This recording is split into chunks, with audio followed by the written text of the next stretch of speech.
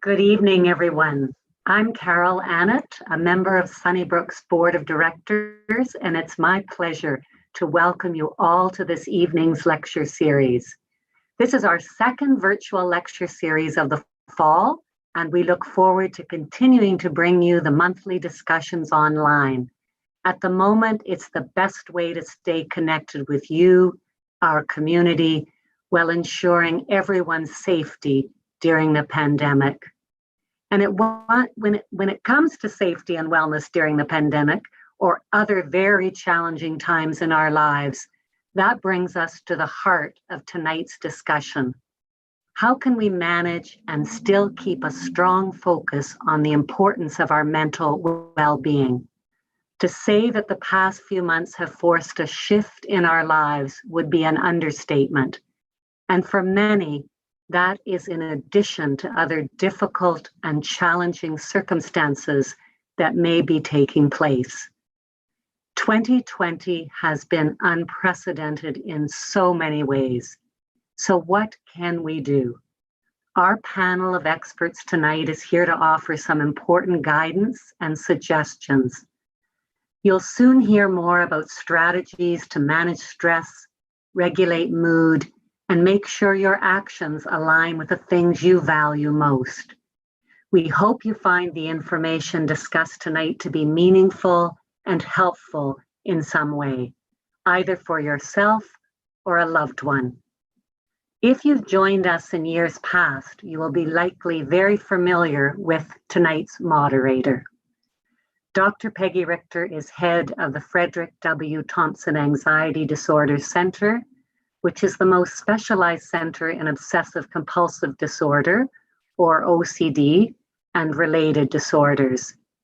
There, she also serves as director of a residential program for severe OCD. It's the only residential treatment program of its kind in this country. Dr. Richter has been treating people with OCD, hoarding disorder, hair pulling, and skin picking disorders for over 20 years. She is also involved in many research projects. In short, she's a renowned expert, and we are so fortunate to have her join us again this evening to moderate the session and offer her expertise.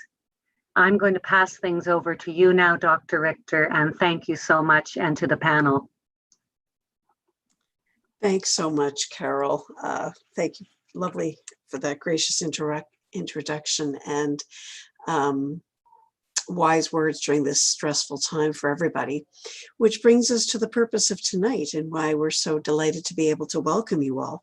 Welcome to everybody joining us remotely this evening. We will miss having the live connection we normally have during these wonderful speaker series events, but we're hoping that it will nonetheless be a great evening for all of you with lots of opportunity to learn and have some new ideas and have an opportunity to ask your questions. So tonight our lecture is called Maintaining Wellness When Dealing with Stress and Anxiety. And we're very fortunate to have a great lineup of speakers for you, focusing on a host of techniques that may be helpful in your daily lives. We've got Dr. Rebecca Young and Ketrina Dilo, who will start the talks off with a joint discussion on relaxation techniques to help manage anxiety and stress. They'll be followed by Dr. Joanne Leung-Yee, who will be discussing CBT strategies or cognitive behavioral therapy strategies to help regulate mood. This will be followed by Dr. Marlene Taube-Schiff, who will bring us an informative discussion on living according to your values, which is so important at times like these. And we'll be setting aside a substantial amount of time at the end of the evening for you to ask our panel of speakers some questions. Thank you to everyone who's already submitted a question online. We already have quite a collection here. Please feel free to send your questions along while the presentations are happening through the webpage. We may not be able to get to every question, but we'll do our very best in the time we have available and try and touch on the themes at least of everything that we can.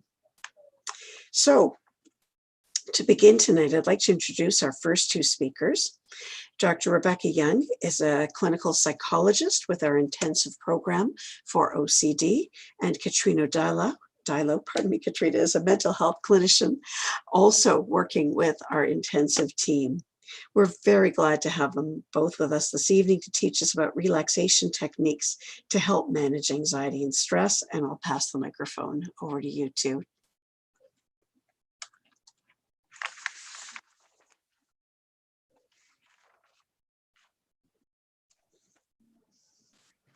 So good evening, everyone, and thank you for having us.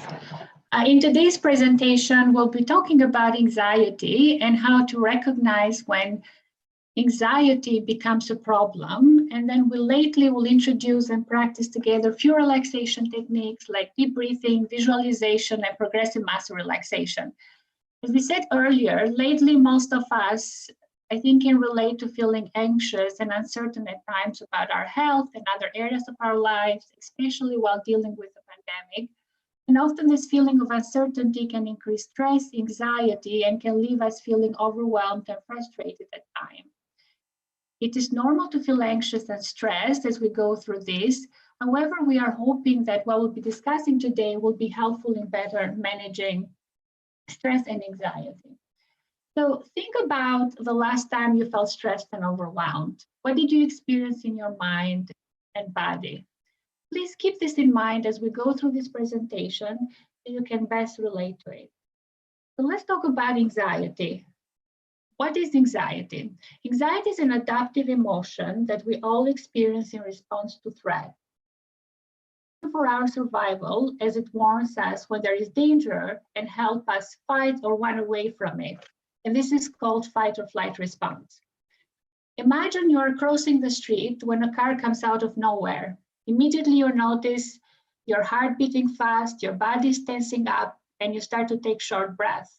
Maybe your blood pressure is increasing, blood is flowing to large muscles in preparation for you to run away.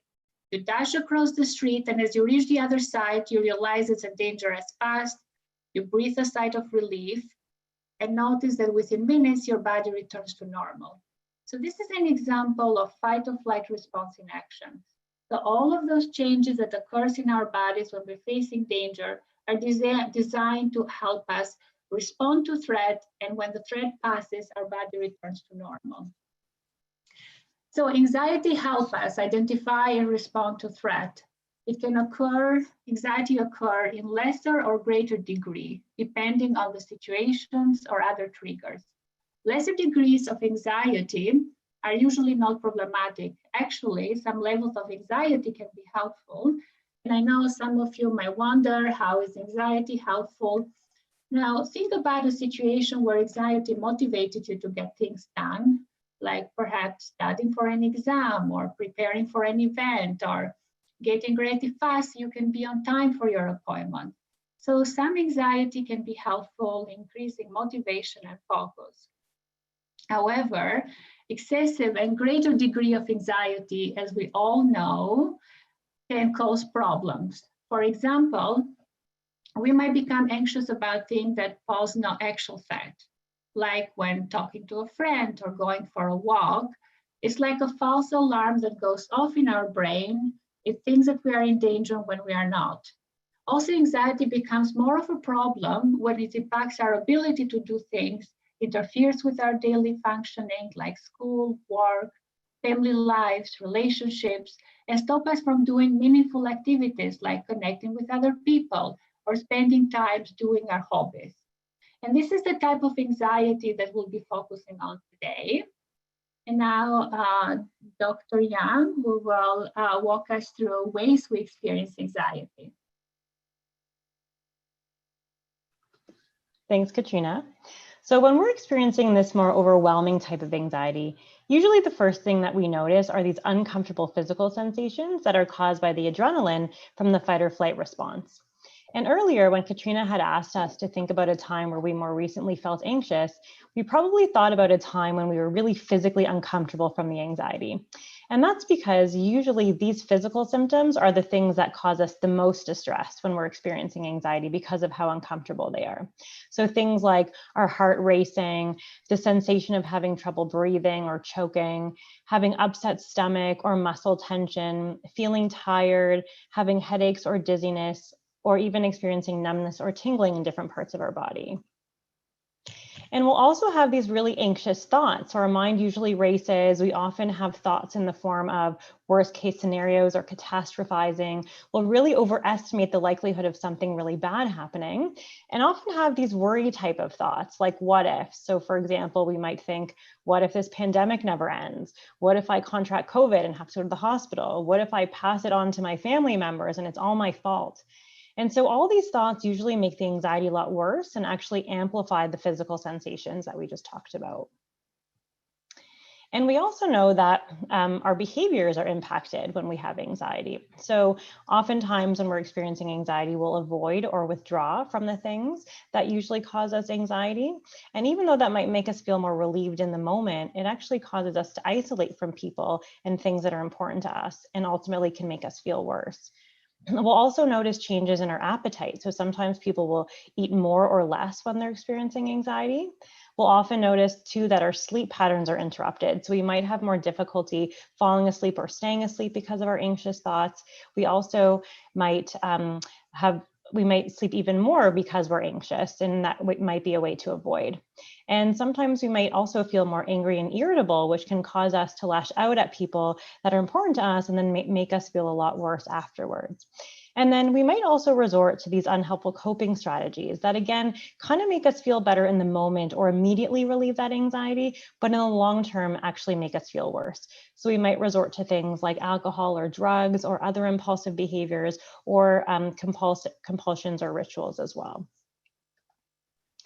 And so we know that anxiety is something that we're not going to be able to get rid of, unfortunately, as much as we all want to at times, because as human beings, we're all going to experience anxiety at some time in our life. And we also know that anxiety can also be helpful to us at times. So we need to be able to find a way to better cope with anxiety and manage it so it doesn't get to the point of being completely overwhelming and interfering with us. So we'll be able to experience anxiety in a way that still allows us to do the things that are important to us in our lives.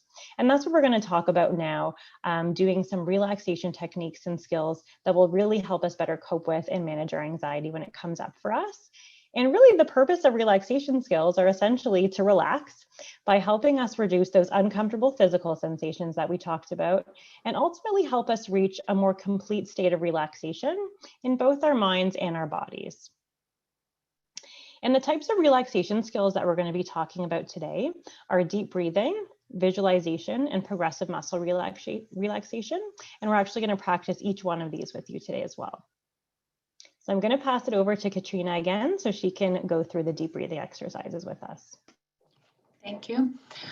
So deep breathing. Have you ever noticed how our breathing changes when we are under a lot of stress and anxiety? It becomes rapid and shallow, which might increase physical sensation of anxiety that are caused by fight or flight response we talked about earlier.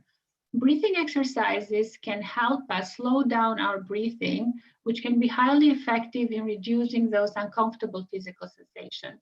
A good thing about breathing strategies is that we can learn them easily and they work quickly too. Today together we'll be practicing the deep breathing technique. So these techniques involve breathing slowly from your belly. During this exercise, it is recommended that you breathe in through your nose and breathe out through your mouth. When you breathe in, your belly goes out, and when you breathe out, your belly goes in.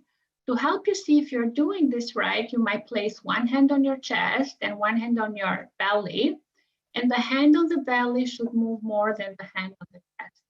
Also, some people might find it helpful counting at the beginning of this exercise to slow down their breathing. So now let's practice together. So coming into a comfortable position, maybe sitting or lying down, kind of gently placing one hand on your chest and one hand on your belly if this feels comfortable to you. And now begin by taking a deep, slow breath in through your nose, pushing the air all the way down into your belly, feeling your belly rising, and gently exhale all the air out through your mouth, feeling your belly falling as you do so. You might also count. Inhale, 2, 3, 4. Exhale, 2, 3, 4. Inhale, 2, 3, 4. Exhale, 2, 3, 4.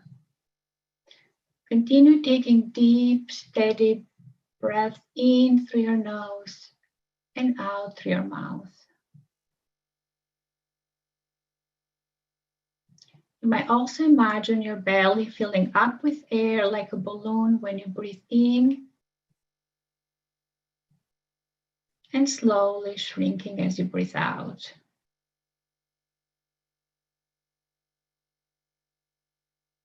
And now continue with this rhythm of breathing for a few more moments here. Taking deep, slow breaths in through your nose and out through your mouth.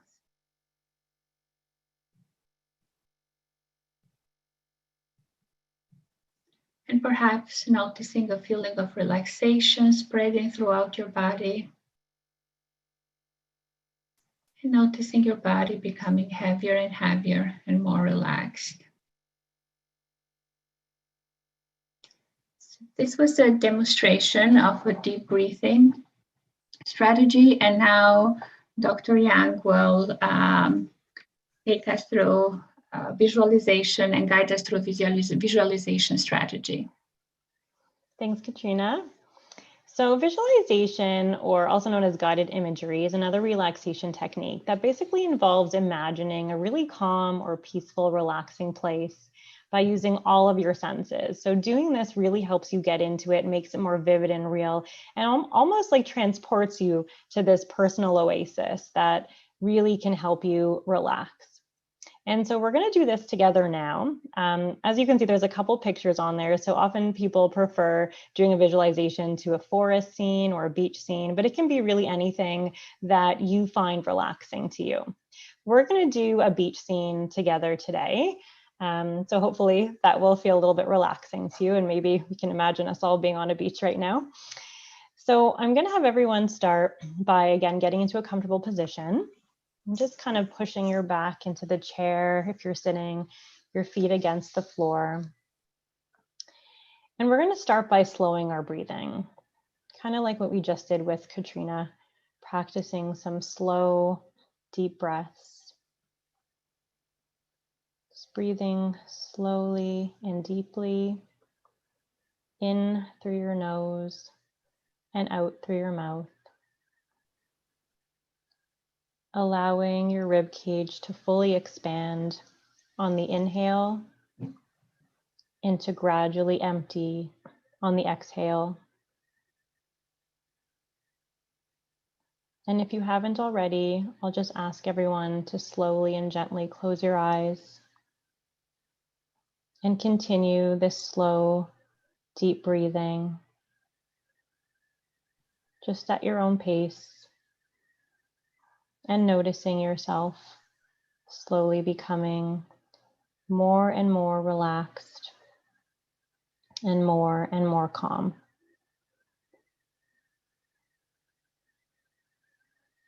So now I'll ask everyone to imagine yourself on a beautiful sandy beach. Notice the soft white sand. Notice the shades of blue in the water. Notice the blue sky with soft white clouds rolling slowly past.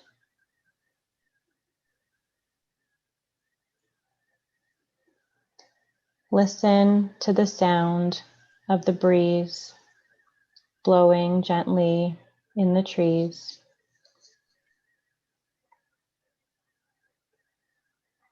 Notice the sound of the waves rolling slowly toward the shore.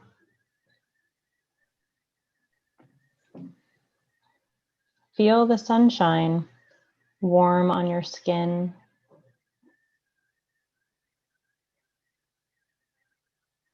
And notice the warm sand under your feet and the cool breeze on your hair and face. Smell the fresh scent of the ocean. And notice a pleasant taste in your mouth, maybe from a tall, cold drink.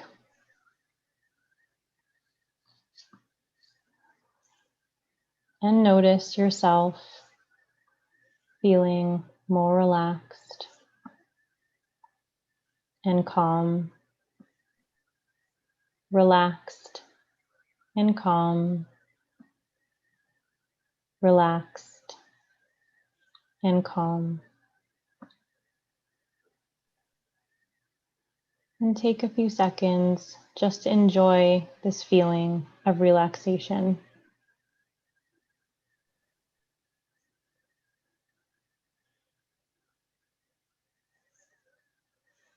And when you're ready, slowly open your eyes, feeling relaxed and awake.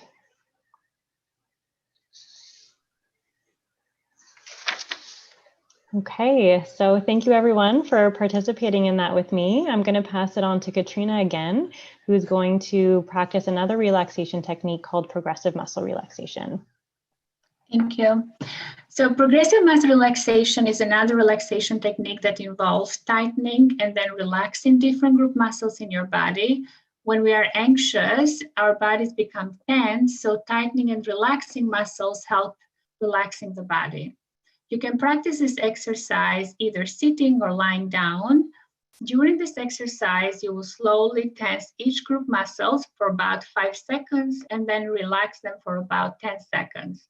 Now, as you move through different group muscles, you might notice your mind getting caught up in different thoughts. Acknowledge that your mind wandered and gently bring your attention back to your breath. Now we are going to practice together a short form of progressive muscle relaxation. Now, if you have injuries or any areas in your body where you experience pain, you might skip these areas as we go through this exercise. Okay, maybe let's begin. So coming into a comfortable position, your feet flat on the floor, and allowing for your eyes to close gently if this feels comfortable to you.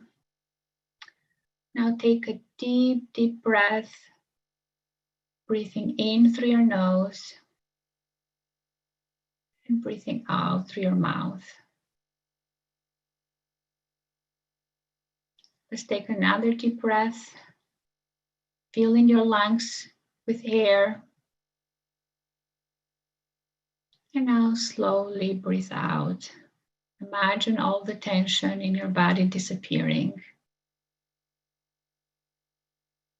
Continue breathing slowly throughout this exercise. And if you notice your attention wandering away, gently bring your attention back to your breath. Now, on an in-breath, tense your feet by curling your toes downwards and hold it.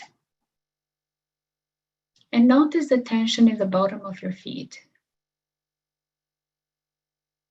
And now release. And notice the feeling of relaxation throughout your feet.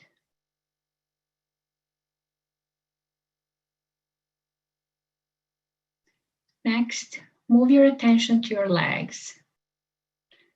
Straighten your legs, lifting them off the chair, pointing your toes upward and hold it. Hold it. And now relax. And let the tension disappear.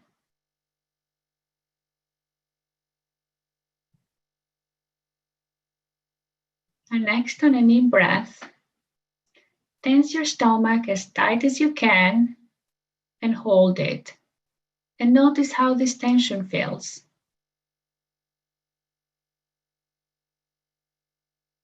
And now release all the tension. and experience the feeling of warmth flowing throughout your stomach. Now take a deep breath, filling up your lungs with air, noticing the tension in your chest, and slowly breathe out, relaxing your chest muscles.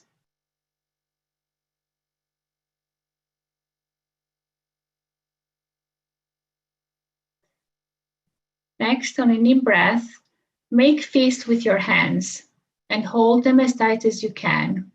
And notice the tension in your hands and hold it. And now relax. Open your hands and allow the feeling of relaxation flow throughout your hands and fingernails. And notice the difference between a tense muscle and a relaxed one. Now tense both your arms at the elbows, bringing your forearms up to your shoulders as tight as you can and hold it.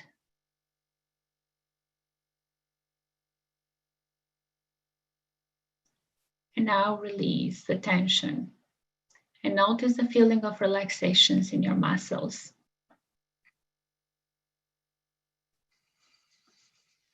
Now bring your shoulders all the way up to your ears, pointing your chin down and hold it.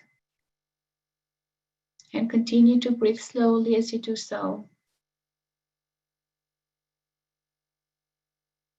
And now relax. And let the feeling of relaxation flow out of your shoulders.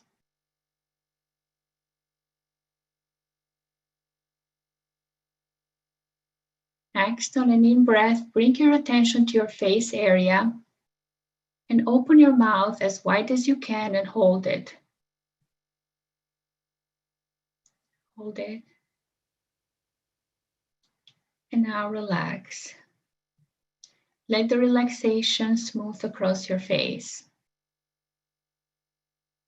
Now wrinkle your forehead as tight as you can and hold it.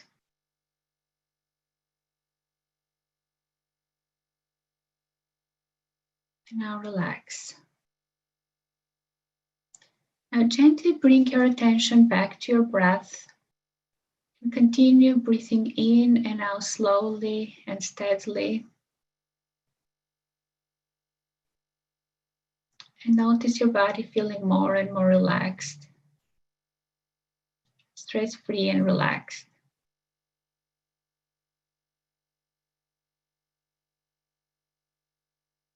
When you're ready, you can open your eyes and let go of this practice. So this was a short demonstration of the progressive muscle relaxation. Hopefully you're feeling more relaxed after this. And now Dr. Young will cover a few tips about relaxation strategies. Thanks, Ketrina. Hopefully everyone is feeling more relaxed now after those practices, but not too sleepy because we still have some great talks to get to.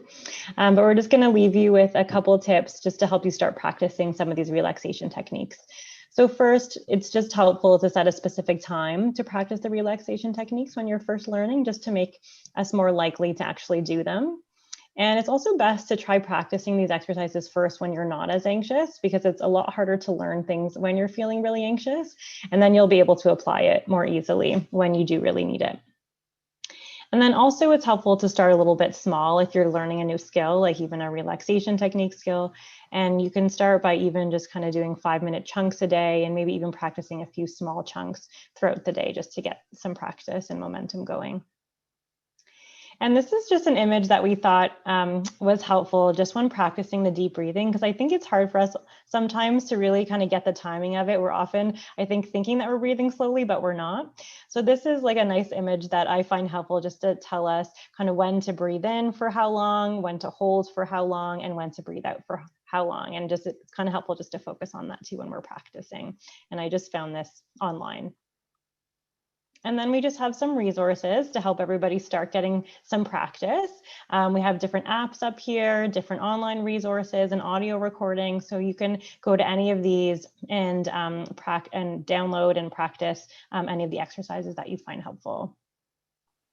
So thank you so much, everyone, for being here and listening to our talk and practicing with us. And we'll be happy to answer any questions that anyone has during the Q&A later.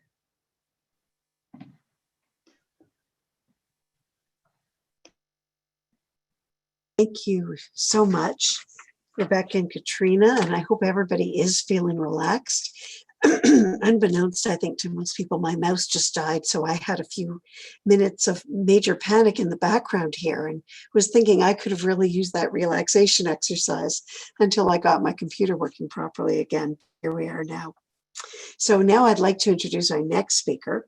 It's Dr. Joanne Leung-Yee. Joanne is a psychiatrist working with the Thompson Center and involved in anxiety broadly across the spectrum.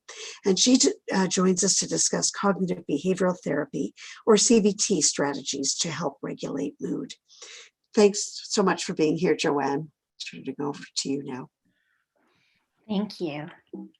So CBT itself is a pretty long therapy. We take 3 to 4 months, but I'm going to try to do it in a really small nugget in the next 15-20 minutes. So for those who've had some experience with CBT, hopefully it'll be a nice refresher. So I have no conflicts of interest, which I'm sad to report. And the other piece is I really want to thank Dr. Richter because she's helped me with these slides. So what I'm hoping today, we already learned a lot of really great strategies, and what I'm hoping is to introduce some more CBT skills. And again, usually it takes about 3 or 4 months. So if we're blasting through pretty fast, that's normal. Sorry, Joanne, I'll just get you to hit the swap displays there. We're seeing your presentation view. Oh, bizarre. Okay.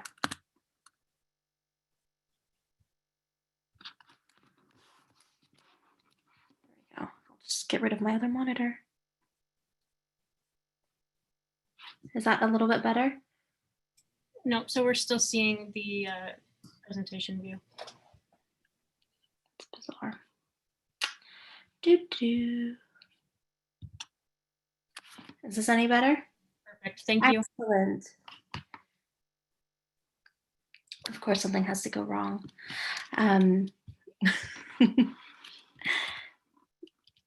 And I can't go backwards, can I? Oh, excellent. Okay, so we're hoping that we might learn how to change our behaviors and how that might influence our mood, as well as changing our thoughts and how that might influence our mood. So that's where the CBT comes in. So cognitive behavioral therapy teaches us a lot of different skills, and I'm going to highlight a couple of them. The main crux is that we think, or we know that our thoughts and our behaviors change our feelings. It's very unhelpful when you're feeling anxious and someone says like, oh, just don't worry. And that's like a very sweet sentiment, but very, very unhelpful, because if I could not worry, I would not worry. But what we do know is we can actually change our behaviors to affect how we feel, and we can change our thoughts to affect how we feel. So for example, because again of COVID, if you have the thought, I'm all alone and there's nothing I can do to protect myself, you can bet that you're going to feel pretty anxious. And then when you're feeling anxious, you might decide, you know what, I'm just going to stay in bed in my pajamas. It seems safe. And for the first day, it might be okay, but as you kind of stay in bed, it's probably going to make you feel a bit more kind of withdrawn and sad, and this kind of cycle tends to kind of perpetuate itself. So we're going to talk a little bit more about how we can shift our behavior and shift our thoughts to maybe shift our feelings a bit.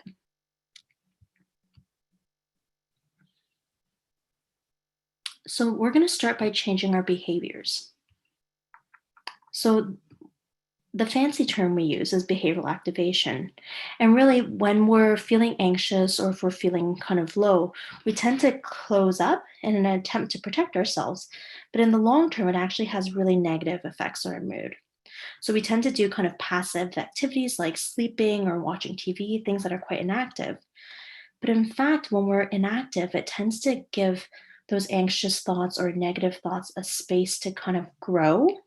And so what we want to do is actually the opposite. And we kind of push ourselves to increase our activity level, to move our bodies, to improve our mood, and to kind of stop some of that inactivity. So instead, what we do is we actively do things that are more active. So it's not easy when you are feeling anxious or feeling low. We recognize that it's not an easy thing to do, but if you can push through that feeling, sing a silly song or dance in a really silly way just to move your limbs, we know that that's going to make you feel different.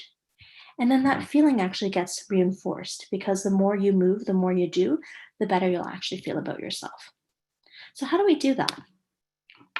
One way is to schedule things. So some people are great schedulers, other people aren't as great schedulers. Really what we want to do is actually start to keep track of what we're doing and how we're spending our time. It's also nice to actually rank how you're feeling, if you're feeling anxious or if you're feeling depressed.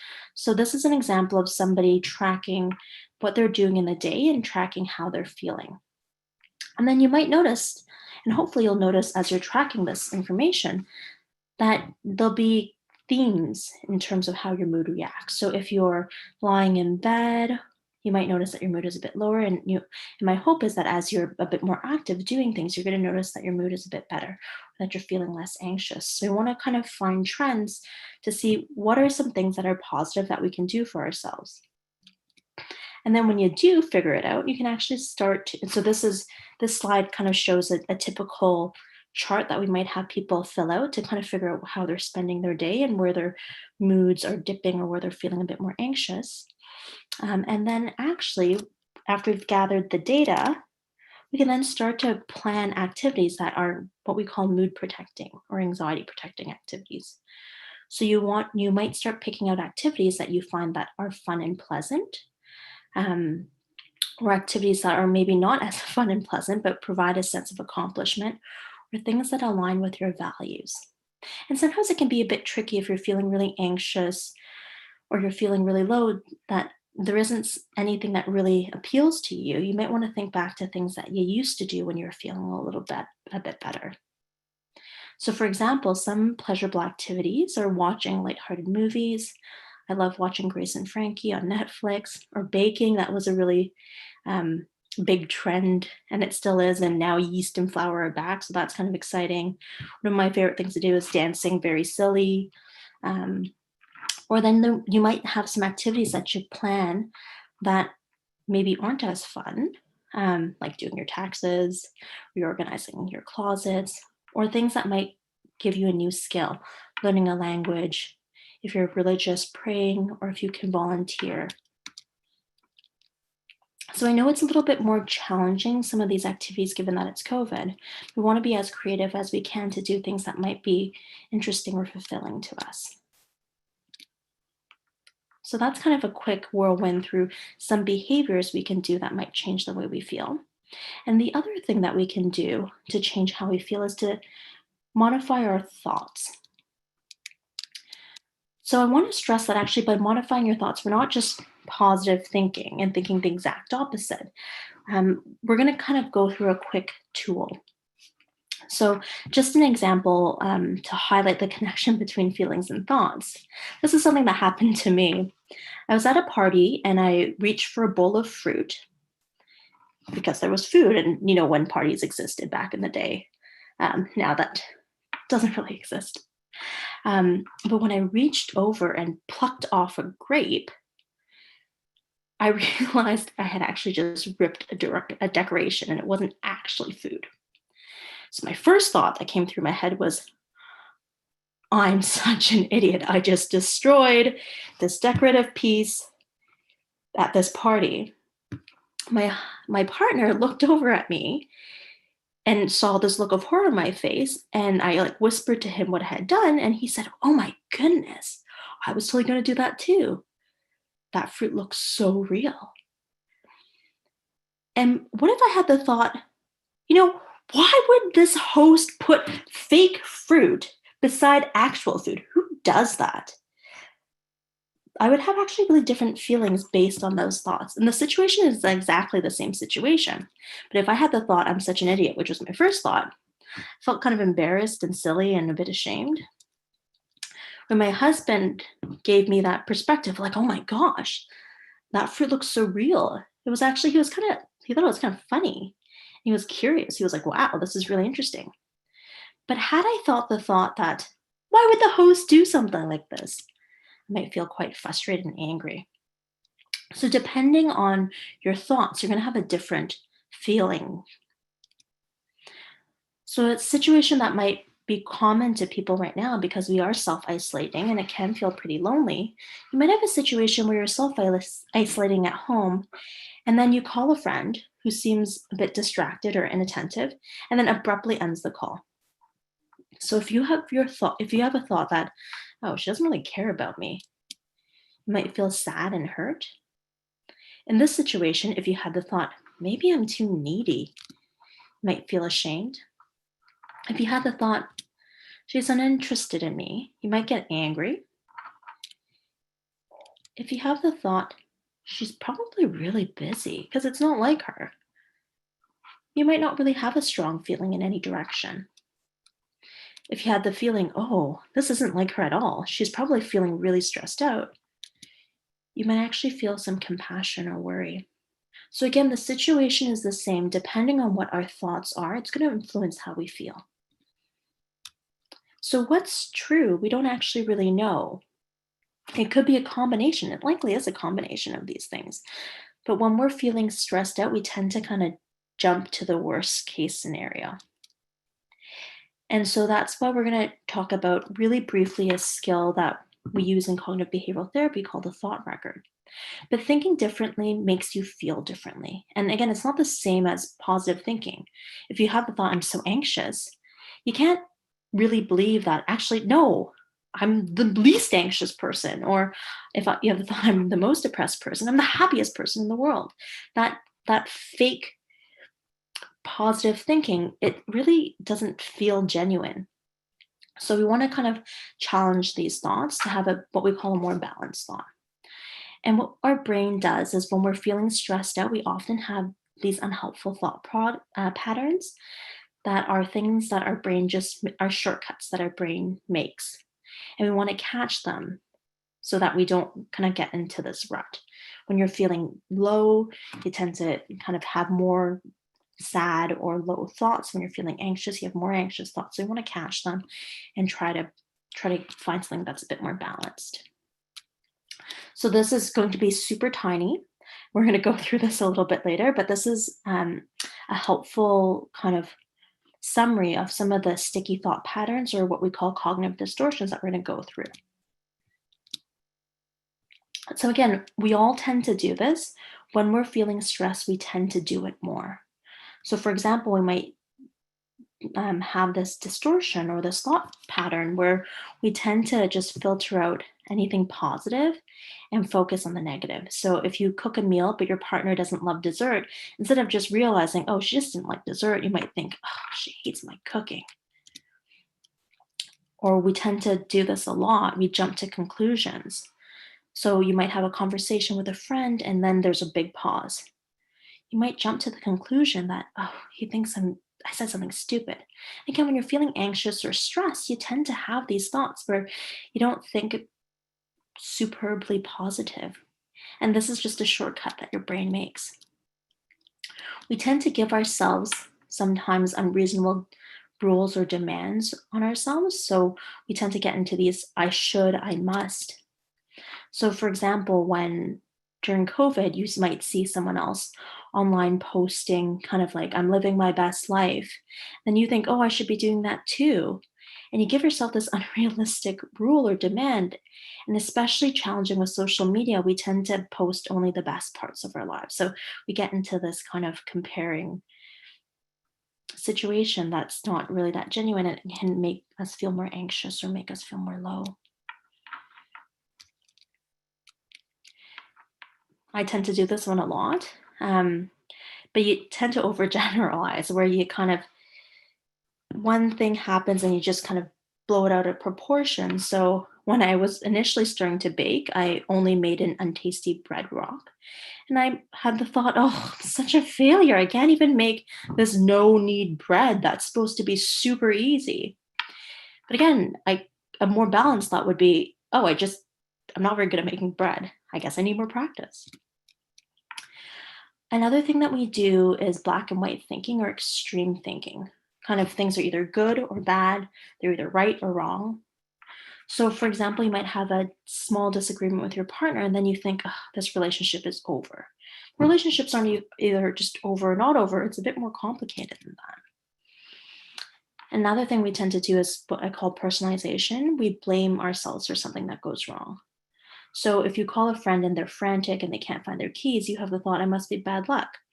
Well, it could also be that they are really good at losing items and that's their superpower. But again, we don't tend to think that when we're feeling really stressed out. We kind of think the worst thoughts, so to speak.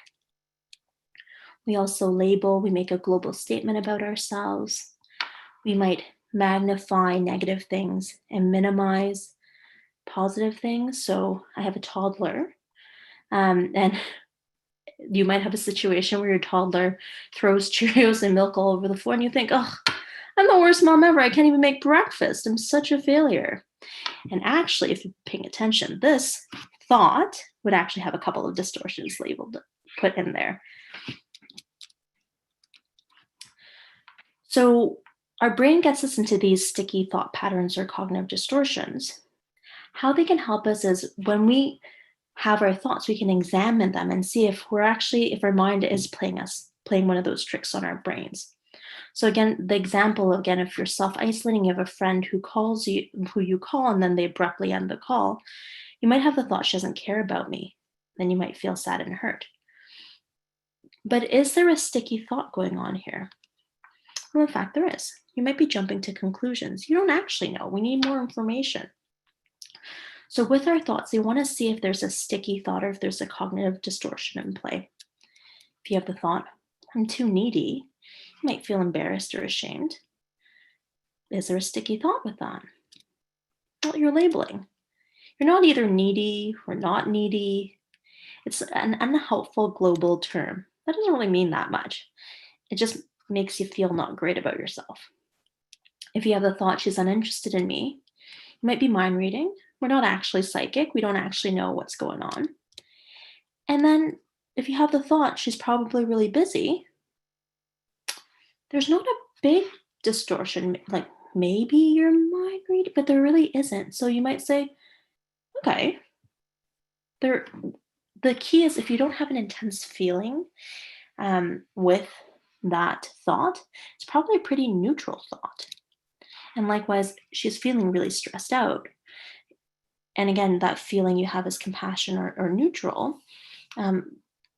You really probably don't have a cognitive distortion in play. And again, when our brains and when we're feeling our best, we tend to not have cognitive distortions. It's when we're feeling stressed, we tend to have cognitive distortions. So what do you do about that? The fancy term is cognitive restructuring, and it's often taught using a thought record. And we're going to talk a little bit more about this. And it's a way for us to kind of evaluate these thoughts, to kind of see, is there a distortion? And it helps us treat thoughts as a thought and their hypothesis to be tested. And sometimes what our brain does is we equate a thought to a fact, but actually thoughts are thoughts, not necessarily facts. Some thoughts are facts, some thoughts aren't. So we want to actually focus on objective evidence to help us figure out if these thoughts are objective or if there's a cognitive distortion at play, and if so, how we can have a more balanced thought. So this is a thought record, and it's a little bit complicated. We spend a lot of time working on these, so I'm not going to be able to really explain it in these 15 minutes, but we'll talk about how you can get CBT. So in a nutshell, cognitive behavioral therapy teaches us that our feelings can be influenced by our thoughts and our behaviors, and it's much easier to change our thoughts and behaviors than it is to change the way we feel. So hopefully there was something that kind of piqued your interest, which brings me to resources. So there's a lot of online resources, which is great. And we already talked about some of these apps. Mind Over Mood is a really helpful book. And then in fact, right now the Ontario government is paying for online cognitive behavioral therapy. So Mind Beacon actually provides, I think, about 12 sessions of therapy right now. And Abila CBT also provides kind of a longer treatment. Mood Gym and Bounce Back are other really wonderful resources as well. But I just want to point out Mind Beacon and Abila CBT because these have just been recently funded. So we're going to go through questions a little bit later, but thank you for your attention. And if it felt like a whirlwind, it was.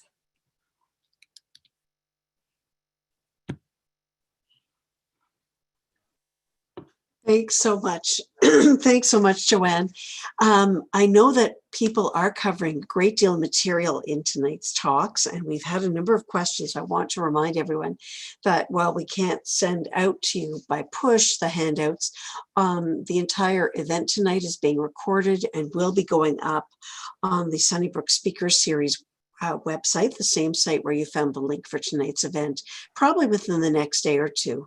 And there you'll be free to view it at your leisure and copy down information you might need. So it'll all be going out there within this week. So now I want to remind everyone to please send us your questions online if you have any. We have quite a few coming in, but we can certainly endeavor to answer more. And I now have the pleasure of introducing our final speaker this evening. Dr. Marlene Taube-Schiff is a psychologist who actually is the team lead for our intensive treatment program for OCD through the Thompson Center, Sunnybrook and Bellwood. And she'll be discussing, I think, a really interesting topic and one that may be less familiar with us tonight for many of us, which is living according to your values. Thanks, Marlene. Thanks so much, Peggy. Thanks to all the speakers. It's been great. These are difficult acts to follow. So hopefully this too will bring some interest and information to everyone.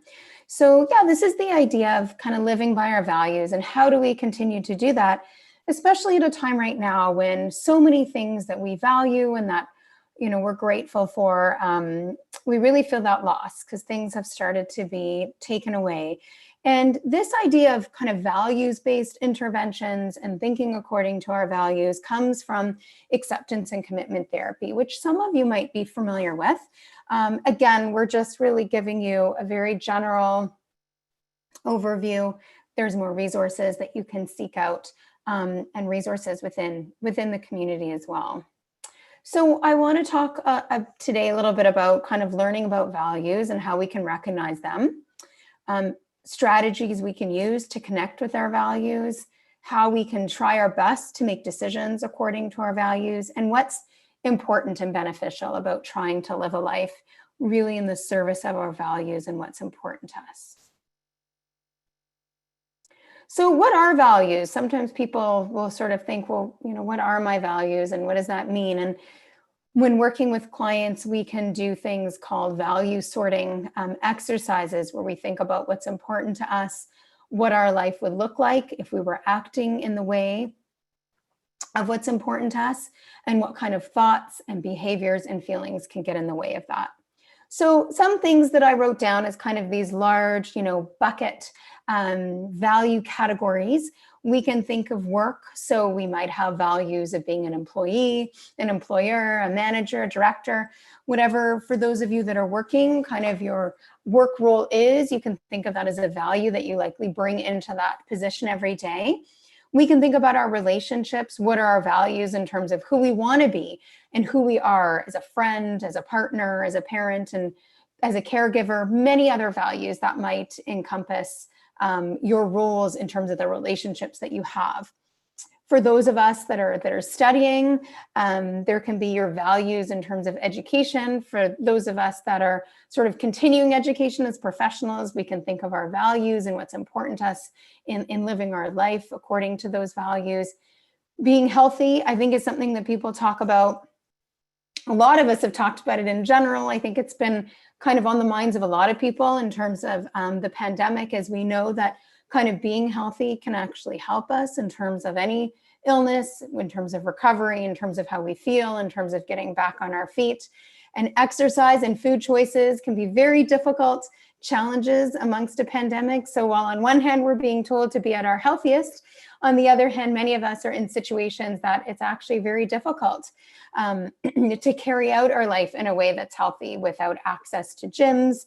Though, as we know, those have been shut for those of us in Toronto for the next month. And even when they were open, that might not be something that people feel comfortable doing. When food is so readily available to us all day long when we're at home, how do we make those healthy choices?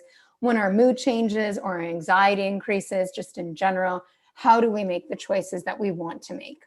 So those are all things that we can really think about in terms of, taking a moment to reflect on that idea of what are my values? Am I living my life currently according to my values? If not, are there even small changes that I can make to start living my life that way? And I think when people think about changes and how to alter things, we often go to big ticket items in terms of wanting to make big changes. And change is usually so much more manageable and effective when we break it down into small steps. Okay, so this is called the choice point, and this is something that we talk about in acceptance and commitment therapy. Often being in a situation where you have a certain situation and you have thoughts and feelings that might arise, and you have kind of different choices that you can take. Sometimes in challenging situations, I'm going to bring up a situation that we can look at together. But it's really this idea of, do I want to make choices that move me towards my values and things that are important to me in life, and be unhooked from things that might keep me away from my values and from what's important to me, and getting hooked onto thoughts and feelings and behaviors that can keep me stuck. So we can think about different stressful situations that would bring us to a place where our thoughts and feelings could take us away from our values and get us hooked in things that might not be quite as helpful. So, different stressful situations, there could be isolation. People might be facing that right now. There can be financial strain, either, during a pandemic or in general, people can be undergoing different kinds of strain. And certainly we talk about living in times of uncertainty. And I think no more than now, we are all faced with that idea of how do we tolerate uncertainty that just keeps going on and on without any particular endpoint. And as a clinician that works so much with individuals that have obsessive compulsive disorder, I talk to them so much about tolerating uncertainty and managing uncertainty. And I think we've all been thrown and can just start to relate to that idea of, how do I live when things can feel so uncertain and I don't really know what's going to happen? And since the beginning, things almost change on a kind of moment by moment basis, which can be very stressful for sure. So people might think about that idea of, thoughts that you have that can pull you away. So if people are feeling isolated, or they're having feelings that they're in a time of uncertainty, you could have thoughts, I can't do this. This will never end. You could have emotions such as anxiety, anger, and sadness. You might feel physical sensations such as having an upset stomach, muscle tension, and a headache. And those kinds of thoughts and feelings, you can imagine, can kind of keep you hooked in that idea of not then trying to make a change, or not then trying to do what's of value to you and what's important to you. Those thoughts can keep you stuck. And I think that's really important, because those are very normal thoughts to have when we're feeling isolated, or when we're feeling that there's times of uncertainty. It's not that those thoughts aren't thoughts that we've all had. Those are emotions that we can all have. It's really that idea of, okay, how do I navigate despite the fact that I'm having feelings that this is never going to go on, and I'm having feelings of anxiety and anger and sadness? How do I still live a life in the service of my values, despite the fact that these are the emotions that I'm being forced to kind of take along with me, if you will? Behaviors that could come with having these kinds of thoughts and feelings are remaining isolated, avoiding things that might make us feel better, kind of lashing out perhaps at those that are close to us. Some of us with certain kinds of mental health issues might engage in rituals or compulsions that can keep us very stuck in situations and in times of uncertainty. So you can see how the very real external stressor can lead to very understandable thoughts and feelings and sensations, and then the behaviors that can be derived from these thoughts and feelings of behaviors can really keep us stuck and keep us hooked, if you will, in those things that are pulling us away from a life that feels fulfilling and rewarding and satisfying. So when we sort of take stock of what these values are that we might have values of being caring and kind and brave, responsible, attentive, independent. And when we get hooked and we're moving away from what's important to us, those values can sometimes be placed on the back burner, right? So they might not be values that we're carrying out when these other behaviors are really taking over. And then what we can also think about is this idea of how can we move towards these values, despite the fact we're not saying we're just going to get rid of all those emotions and we're going to be able to change everything that's going on in the world. What we're saying is, okay, there's very real external stressors. These are very understandable emotions and thoughts to have. Are there things that you can still do, even small things, despite having those emotions and despite having those thoughts? Can we find, for example, creative ways to socialize with each other? A lot of people right now are talking about the idea that, it's getting cold and we don't have that ability to just, take a social distance walk easily, sit out in the backyard for hours with someone at a distance. So then it becomes that idea, are there ways that we can be creative? Can we do virtual connections with our friends? Can we take a warm drink still and go for a social distance walk? I know lots of people have tried to get some, patio heaters and things like that, just to try to be able to still connect with a person.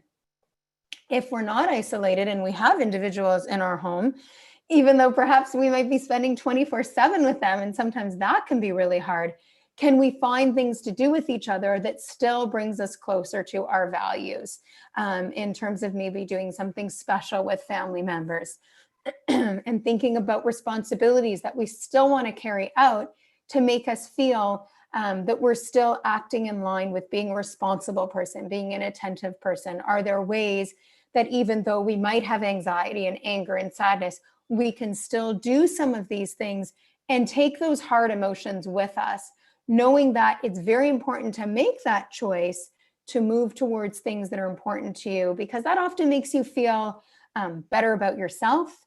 It can, in the end, as a bonus, it can help with that anxiety, anger, and sadness, even though the goal isn't specifically to get rid of hard emotions. Sometimes we have to take them with us. But as a bonus, the more we often do things that are towards what's important to us, typically, the better we will start to feel. And I think that's really important. And we all have moments when there is that choice point that we're like, what direction do I want things to go now? And it is thinking about that, which I think is really, really critical and important. And it can be important now more than ever when there is this very real stressor, and we might not just be able to make that go away quickly.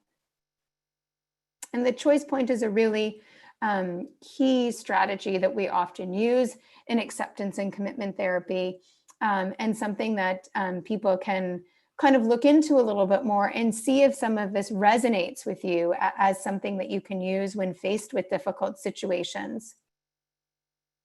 So, talking a little bit again about, that idea of mindfulness and how do we kind of take those moments, right? So mindfulness can be very formal practices, which can be amazing for people that are able to do that. And it can also be kind of mindful moments and ways that we can take back some of those grounding moments in ways that we can just be present, whether we are present in a way that is with a good moment, or whether we are present in a way with a moment that is not quite as helpful. So mindfulness is really an awareness that can emerge with kind of paying attention on purpose with a sense of curiosity in the present moment, non-judgmentally to things as they are. So it's really that idea that this moment might not be a moment that I would have chosen to be with, but here I am. I'm in this moment, and I can't really get rid of unpleasant moments, but can I just be in the moment and accept it for what it is? And if we bring into that idea of the choice point, being in the moment, being present, being aware can allow us and can open up an ability for us to think of what our choices are and think about whether we want to do things that are going to be kind of rewarding and satisfying in terms of what we want our life to be, or will we be making choices that will really pull us away from those feelings? And I don't have any mindfulness exercises to take you through tonight, but there are just wonderful resources. And I'm pretty sure I have a resource slide here. If not, I can always add one into the deck before it gets circulated, because there are just wonderful, wonderful resources out there that people have been able to take advantage of. And there is this idea that mindfulness practice really cultivates, experiential awareness, a sense of openness, interest, curiosity, observation, and again, that idea of acceptance, allowing, and letting be what is, right? And with that, we can often feel usually a little bit more compassion and allowing ourselves to just accept the way things are in this moment and kind of see where that takes us. So there are different components of mindfulness, and we can think about these components as strategies that we can use when we're trying to be more mindful of events and moments and sensations as they happen. So we can think about the idea of observing. Can we observe our thoughts rather than being kind of glued and stuck to our thoughts? Can we kind of observe them, notice what our mind is bringing to us, and see what that's like? Kind of that idea people talk about, watching our clouds pass by as if they're being, shown to us on a movie theater screen, or watching them float by as clouds in the sky. So it's really that idea of, again, creating distance between our thoughts and our sort of present moment. And that distance can allow us to make different choices. Also kind of bodily sensations that can arise, really approaching that with kind of a sense of curiosity. Why am I feeling that knot in my stomach? What does that mean? Can I create some space for that knot in my stomach to be there and still allow myself to do something that I had wanted to do today, as one example. Describing thoughts, sensations, and emotions without labeling or evaluating them. So an anxious thought, it doesn't necessarily have to be that horrible, negative, anxious thought that keeps coming into my mind. It can be, I'm having a thought that is filled with anxiety. And that's where my mind is right now. It doesn't mean I'm a terrible person. It doesn't mean I'm a failure. It doesn't mean I've made no success, perhaps, in treatment that I was undergoing. It means that right now, in this moment, I'm having a thought that's anxious, and it's making me feel very anxious, and it's giving me my sensations of anxiety. And I'm just going to notice that thought that's in my mind. I'm going to label it as an anxious thought, and not in the sense of labeling in a negative way, but just label it for what it is, and see where that takes me. See if I don't get quite as stuck to it as I might normally. And then there's that idea of participating fully, kind of noticing an experience as it happens with full awareness and openness. So we often talk about this idea that people tend to be very forward thinking or very kind of backward reflecting, right? And kind of, living on automatic pilot. So the best example we always give is when we go for a drive and we end up going to a place that we had no intention of going. So if we drive to work every day and it's the weekend and we weren't planning on going to work, but somehow our car is taking us along that route, that's automatic pilot. And we talk about living a lot of our lives in automatic pilot. So can we notice an experience as it happens, not being distracted, not thinking about everything you need to do, not being preoccupied with everything we didn't do today, but just bringing our minds back to situations in the present moment. Again, whether that moment is a choosable one or not, and whether it brings you enjoyment or not. It's just noticing and being with it. There's also the idea of being non-judgmental. So accepting our experience for what it is, which is what I was getting at a little bit before, accepting our thoughts for what they are. We can't control every experience for sure, and we can't always change them. When experience just become experiences and not necessarily the right one or the wrong one or a good one or a bad one, it definitely takes us to a different place in terms of that non-judgmental stance when we just see things for what they are. Diffusion is this amazing kind of approach that is used in ACT a lot.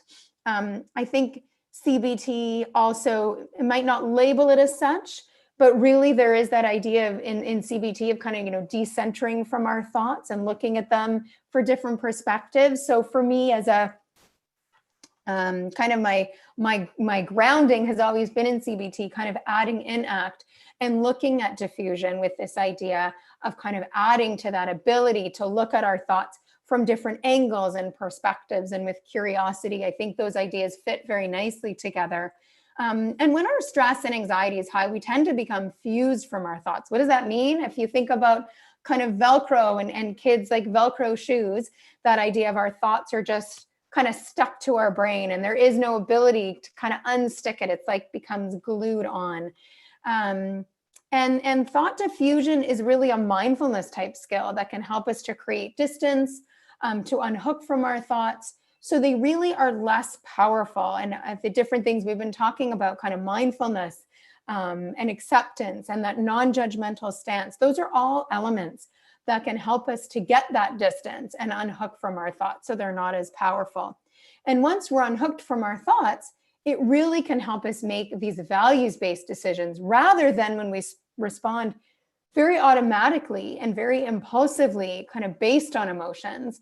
And that's what we often do with automatic thoughts, that they're automatic. We just respond, and we're not necessarily taking that moment to gain that space.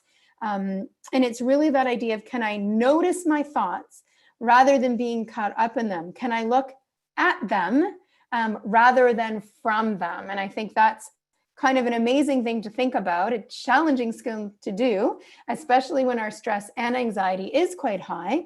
But there are some, thought diffusion strategies that I'll just talk a little bit about. One can be, instead of this idea, I'm having the thought that, which sort of is a really simple statement to try to build into our kind of repertoire of narrative, but it can sometimes be really helpful. Because when we have our thoughts, we really tend to believe them. And I include myself in that. We have our thoughts, we believe them. It's kind of a very normal thing if you think about it, because they're circulating and floating around in your brain all the time. Why would you not believe the thoughts that are there? But sometimes we believe them almost too much, one could say, and we struggle with them. So how do we notice them versus really adhering to every thought that enters our brain as being like the gospel truth?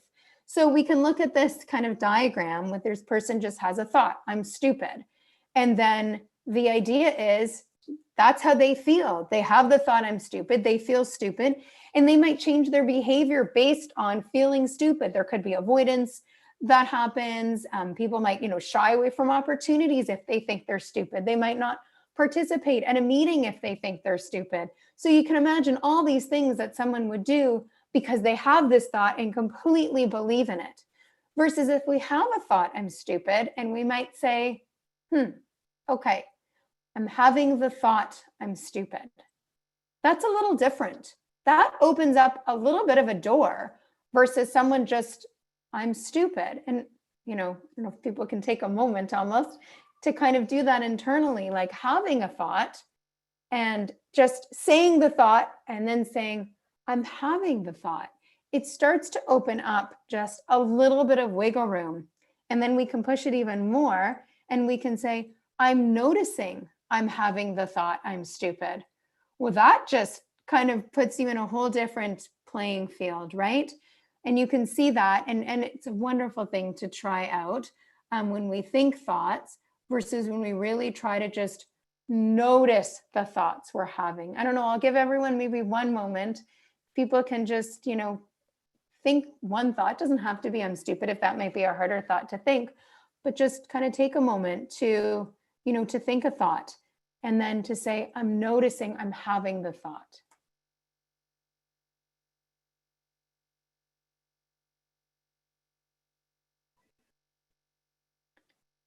So I don't know what that was like for people. I tried it myself. I think it's small, but it's like a little bit of wiggle room that can allow you to kind of start to open that door to making different choices. And that is so important when we want to live a life that's more in line with our values and our belief systems.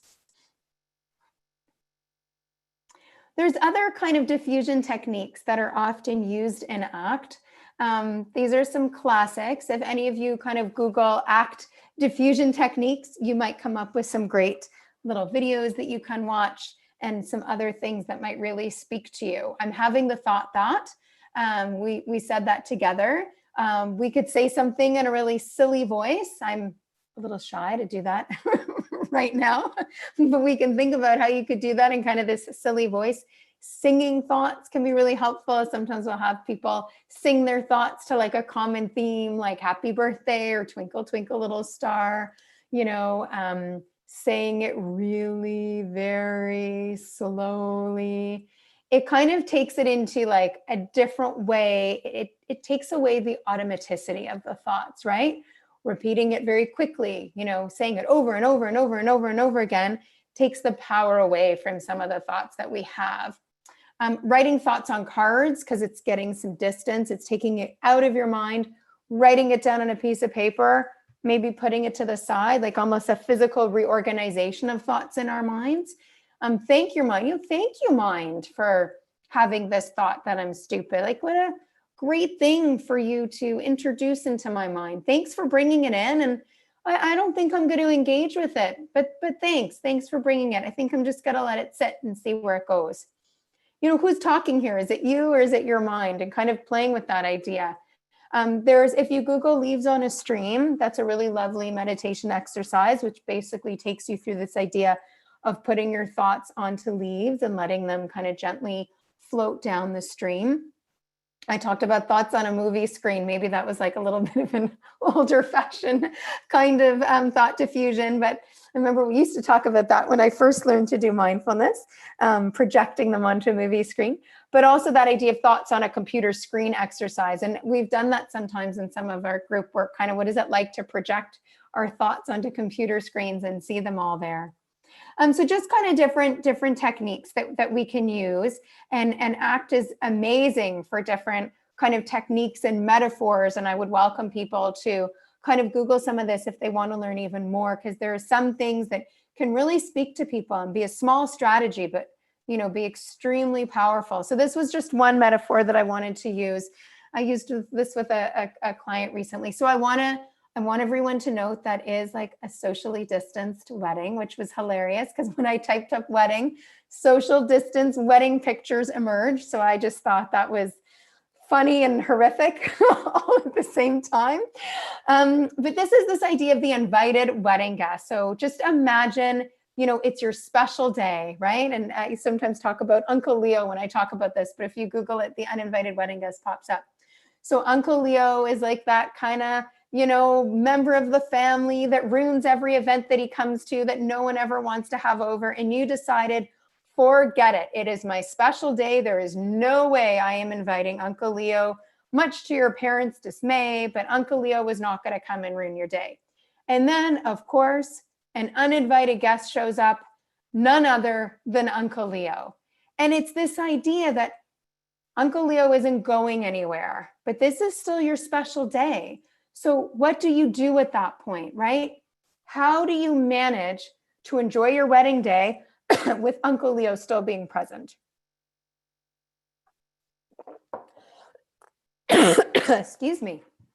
How do I manage to continue with this talk? I'm feeling like all of a sudden I'm choking on something. It's this idea of how do we hold two things at once? And how do we continue on with what is important to us?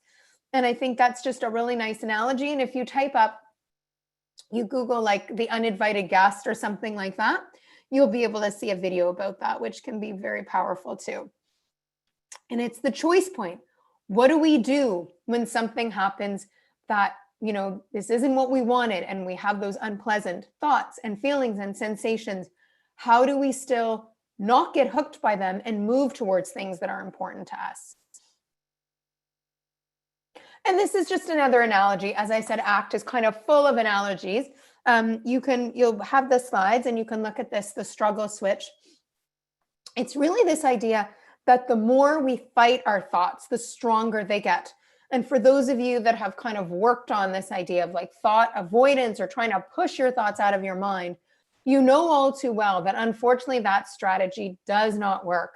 And it's really this idea, how do we welcome in difficult thoughts and actually take away their power by embracing them and welcoming them in and letting them be and seeing what our mind does with it once we haven't labeled them as kind of danger, and we have to do something with them. And the struggle switch is like a nice other metaphor to kind of how we can stop struggling. And once we drop the struggle, our thoughts often, ironically, can become a bit less powerful. So we want to be able to act according to our values and to the life that we want to live. And I think, you know, mindfulness is but one of several techniques within ACT that can allow us to really slow down and choose what direction we want to go with. I always think of mindfulness as like giving me the space to make a different choice. And I think it's a very powerful tool in that regard. Moving toward or away from our values. Diffusion is another really great strategy that can help unhook us from difficult thoughts and feelings in all the different ways that we talked about to really make them feel less powerful. And acceptance, it's really this idea that instead of struggling with everything that is difficult, how do I accept? And acceptance isn't about saying things are okay. Acceptance is about saying things are what they are and stopping that struggle and living with that discomfort while still trying our very best to engage that things that are meaningful and that will bring us some pleasure in life.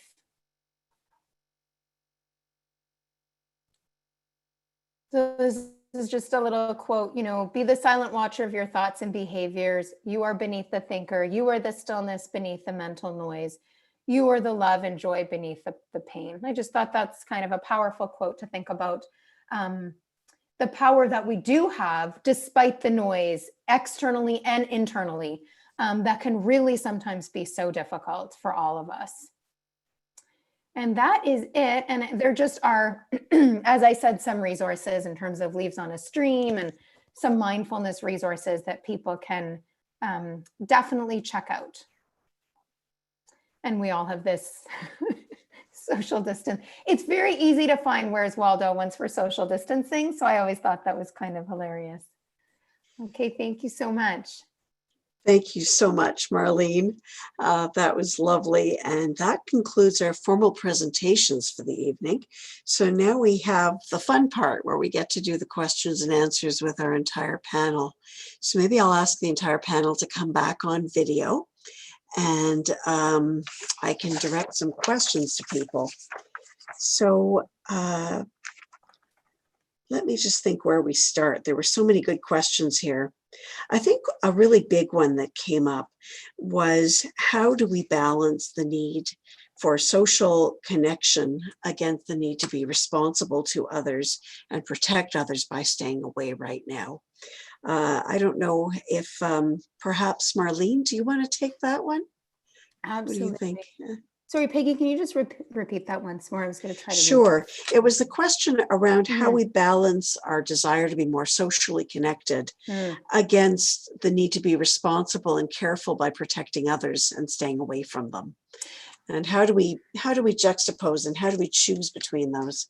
I'm just wondering if you, I might open this up to everybody, but wondering if you want to start. I'd love to hear what others have to say as well. I think it's also about, it's about that creativity and what social connection means, right? And initially, I can't remember, there were all sorts of discussions. We shouldn't call it social distancing, only physical distancing, right? With that idea that the social connections are so important. And although my preference too is social connections face to face. It's, can we look at the range of social connections? So can we see people, you know, outside, but with some distance? So you still get that, you know, meaningful element of seeing another kind of human being face to face, which I think we have all recognized is so important, that I never would have thought about how you and I have been speaking 8 months ago.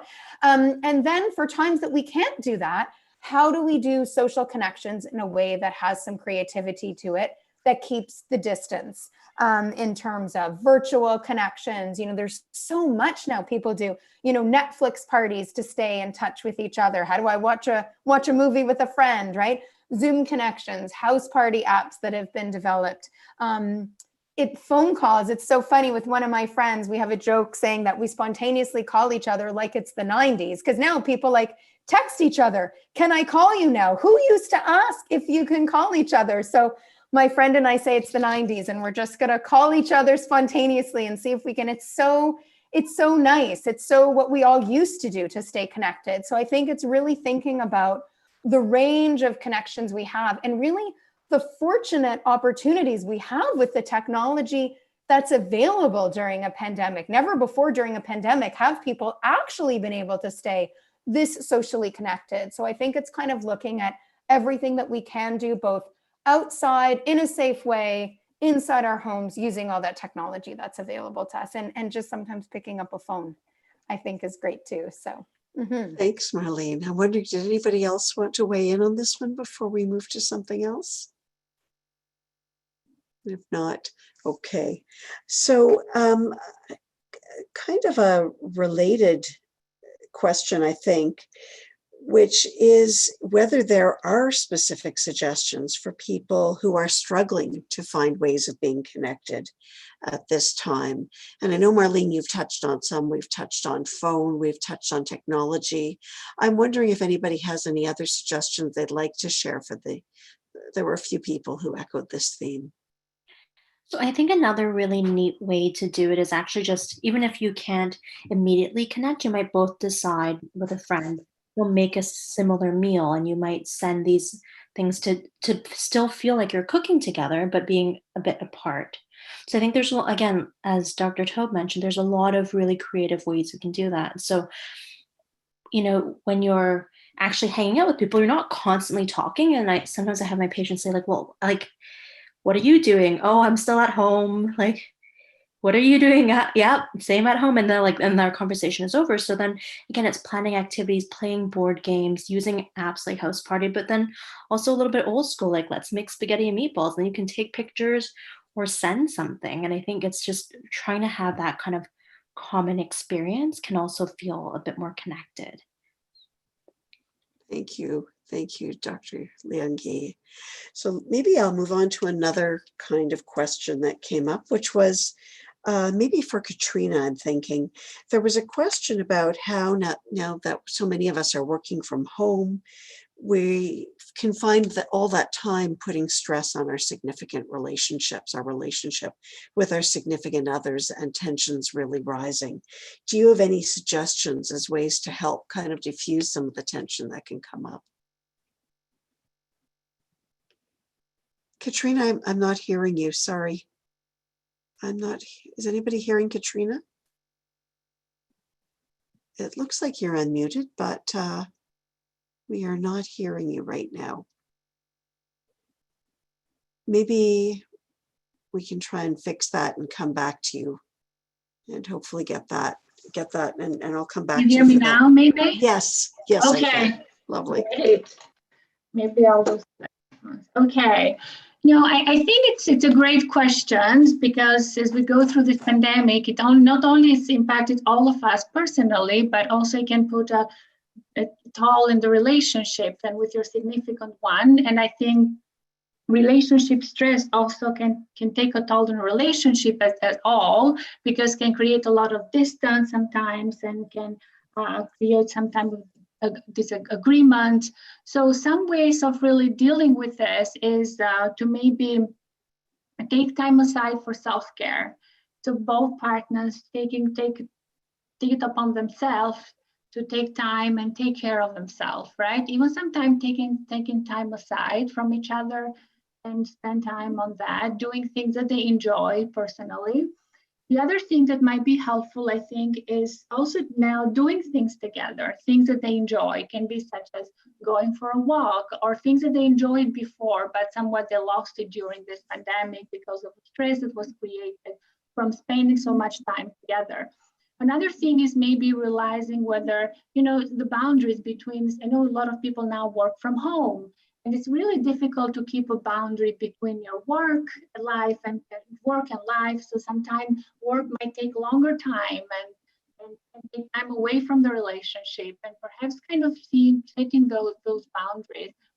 Another thing that I think of is for the couples to sit together and communicate and realize what's causing the stress, what are some of the causes of stress, and perhaps work together to maybe find ways of how they can eliminate that if they can eliminate them or reduce them somewhat. And also make time to listen to each other, like just listen and validate and realize that everyone is going through these difficulties. And maybe trying to create some type of schedule, a daily schedule that maybe was there pre-pandemic and it's not there so much now, and perhaps can help them to maybe relieve some of that tension. Thanks so much, Ketrina. Yeah, I have to say my own thoughts go, you talked a lot about good ways to take advantage of the together time, but I think the other side of it we tend to overlook is that we also may need some time apart, and we may have to find ways to schedule that more creatively, particularly if you're living in a smaller space. Absolutely. I had a number of questions around the relationship between OCD and depression. So maybe I'll kick off one of the first ones to you, Rebecca, if that's okay. And it was around exactly that. What is the relationship between OCD and depression, and how do they both impact on functioning?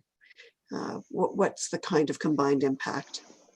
Sure. So I think we see a lot of people who have both OCD and depression because I think when people are really kind of isolated and kind of lonely and distressed by their OCD, it can cause also a lot of sadness and depression, and people really lose interest in doing the things that they used to enjoy. And sometimes they even can't do those things because the OCD prevents them from doing that. So I think there really is a big overlap between that. And as we were talking about, OCD kind of really takes us away a lot of times from our values and the things that are important to us. And that can also cost us a lot, and we do feel really bad. And so it makes sense, I think, that a lot of times people with OCD, especially when it's really severe and kind of, I would say like incapacitating in a way where people can't really do the things that they want to do or could do, definitely depression will usually come into play as well. In terms of the impact on functioning, it's probably quite similar in the sense that there's a lot of avoidance, as we were talking about in a couple of the presentations. So both OCD and depression will cause a lot of avoidance. Usually with OCD, it's out of fear of things that may be triggering for people or causing them a lot of distress. So people might avoid going outside or touching certain things or being around certain people because it causes a lot of fear or might trigger intrusive thoughts and then also trigger other compulsions. With depression, the avoidance is usually because people just feel really bad and not motivated to go out. So a lot of times people will feel like they have no energy, they're not really sleeping well, they just don't want to, and they really do lose interest in the things that they used to enjoy. So there's kind of avoidance on both sides. So I would say when you have both, definitely it will impact your functioning probably even more to a certain extent. I don't know if that answers the question well enough, but hopefully. Thank you, Rebecca. Does anybody else want to speak on that one, or should we move on to another? I just wanted to add that it makes it a bit trickier. If you have two things to deal with, it's harder than if you have one thing to deal with. And often, unfortunately, we see that there is something what we call comorbidity, where it's a couple of things. So people might have OCD, but also generalized anxiety, or they might have difficulty with their attention. And these just kind of all connect and make it a little bit more challenging. And they can all be treated. So that's the nice part, but it's a little bit harder to kind of manage.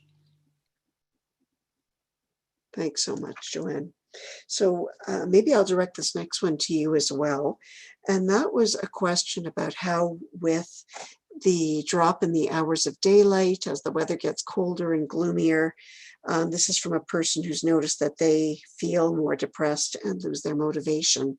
So I wondered if you'd feel comfortable maybe discussing a little bit about the idea of what that might be about, perhaps seasonal affective disorder. Sure. So there's a lot of different reasons why people might notice a dip in their mood as the weather gets a bit colder and as the sunlight hours actually shrink. And so one thing Dr. Richter mentioned was, again, seasonal affective disorder. But even if you don't have seasonal affective disorder, where it tends to be you might have low mood when more commonly in the fall, in particular, actually, if you're the further you are away from the equator, the more we'll see more of it, versus if you're at the equator, you actually don't see that your moods change that much with the light. So again, in Canada, as the days get a bit, the daylight hours get shorter, we find that our mood tends to drop. So there's a couple of thoughts where we're kind of going into a hibernation mode because there's less time, less daylight time in the day, our body's time kind of shut down a little bit. So that's one of the thoughts why we have it. And it's just also kind of like icky sometimes. So there's some things that you can do to kind of mitigate seasonal affective disorder, or just your mood, kind of what we call winter blues sometimes.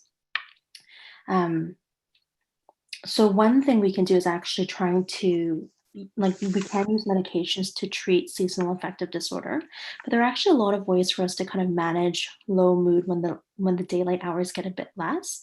So there's light therapy. So you can actually get a special light where you need to actually have 10,000 lux, and you actually use it first thing in the morning for about 30 minutes. And then after, you usually use it for about 6 weeks, or you can even use it longer. And what you're actually doing is kind of simulating the sunlight so that your body doesn't kind of kick into that hibernation mode.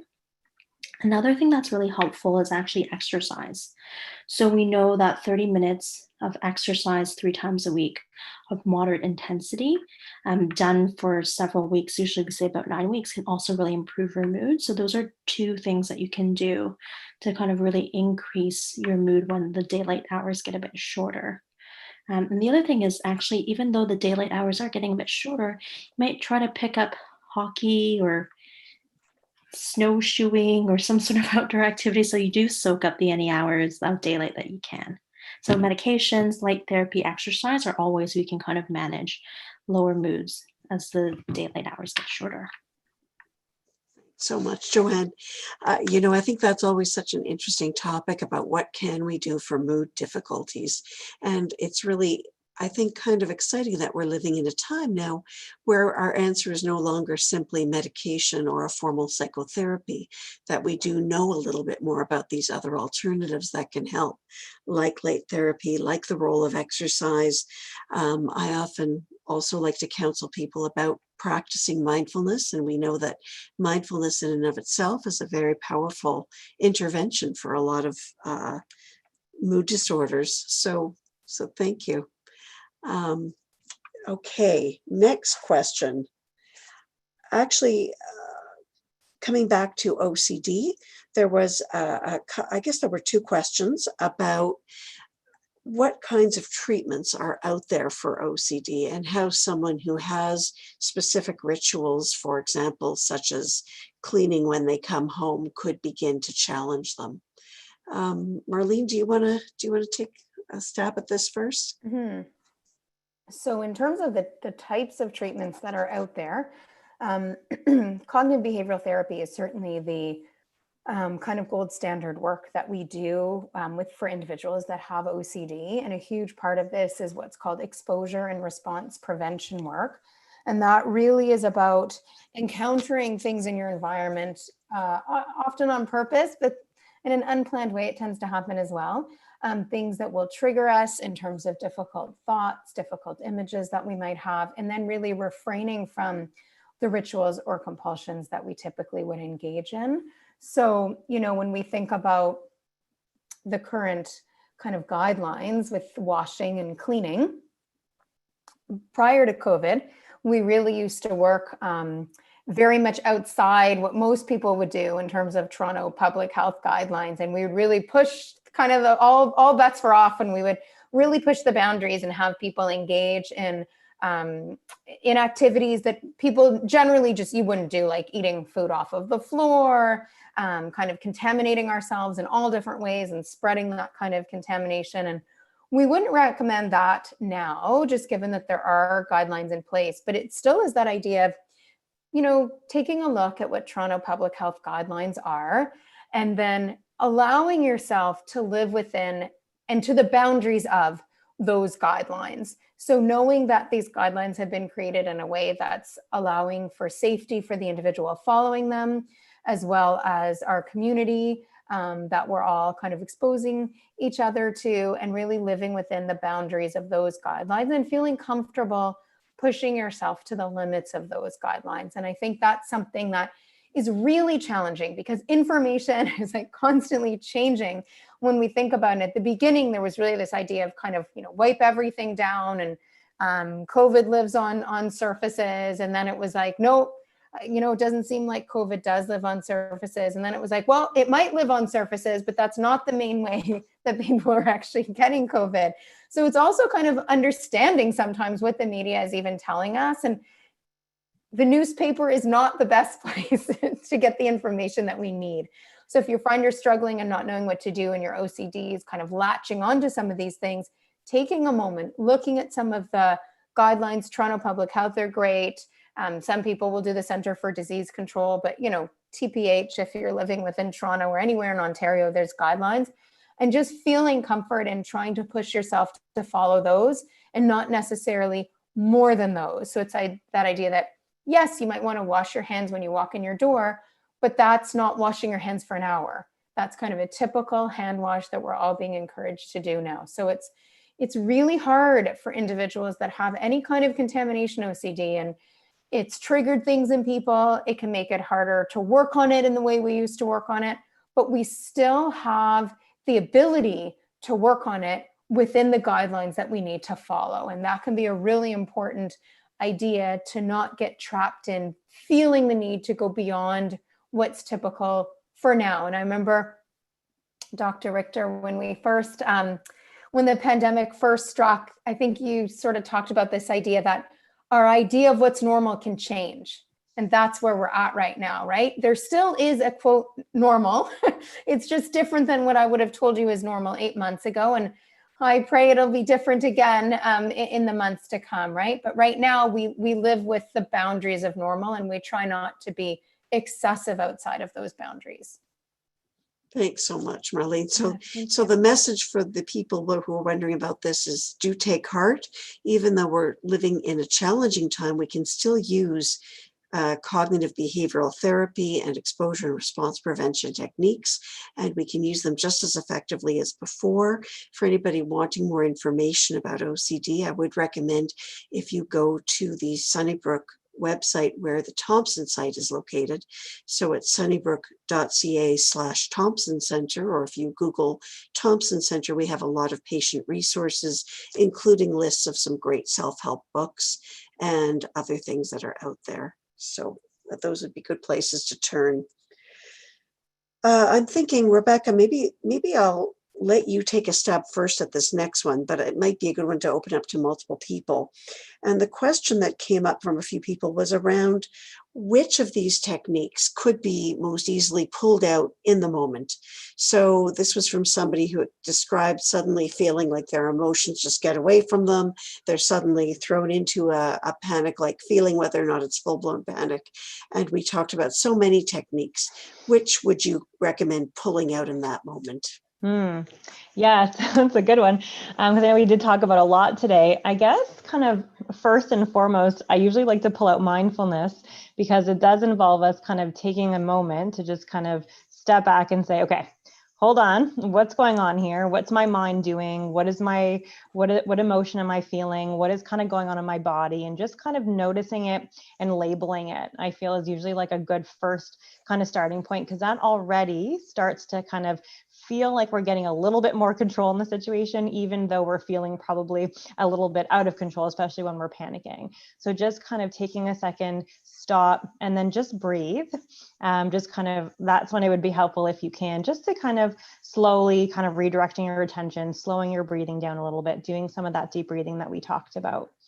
And at that point, I think it's really hard to, like when we're really, really overwhelmed, it's really hard to implement any kind of skill, which is why I think kind of just stopping, noticing, deep breathing.